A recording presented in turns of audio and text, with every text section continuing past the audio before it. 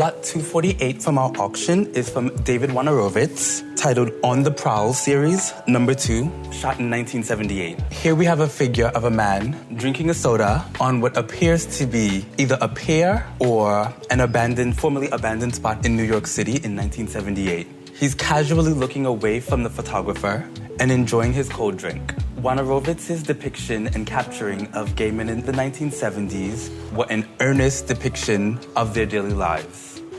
Lot 249 from our auction is from a photographer by the name of Dirk Roundtree. The title is David Wojnarowicz and Brian Butterick at Tiffany's, 1979, printed in 2024. This photograph depicts the two artists at dinner during a ruckus scene. It encapsulates life in New York City, one handing the other cigarettes at a dinner table with all of the accoutrement of the New York City's nightlife. Lot 255 from our auction is from the photographer Peter Hujar. The title of this work is Christopher Street Pier No. 1, shot in 1979.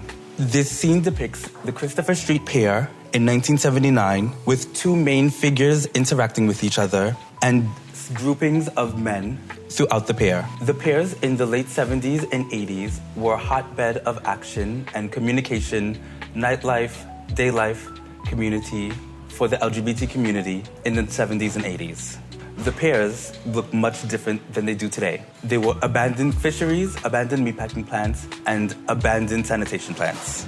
There were no open spaces, no place to sit. There were no grass, no tarp, nothing the way it looks today. The piers in the 70s and 80s held space for the LGBTQ plus community where they could give each other grace, connect, learn from one another, and explore what it means to be a gay man, a lesbian, a trans individual, or anyone from the LGBTQ plus community.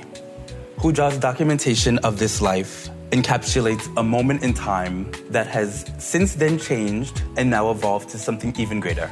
Lots 248, 249, 255, and 253 were all executed by photographers who lived in New York City during the 70s and 80s. They lived and worked amongst each other. They were friends, compatriots, and existed within the social scene of New York City, in the Lower East Side, in the East Village, and the West Village. Hujar, Wojnarowicz, and Roundtree, they all interacted within different spaces, but all held community as artists. They all depicted gay life, whether it be sensuality, sexuality, intelligence, and all the different forms of expressions that it takes.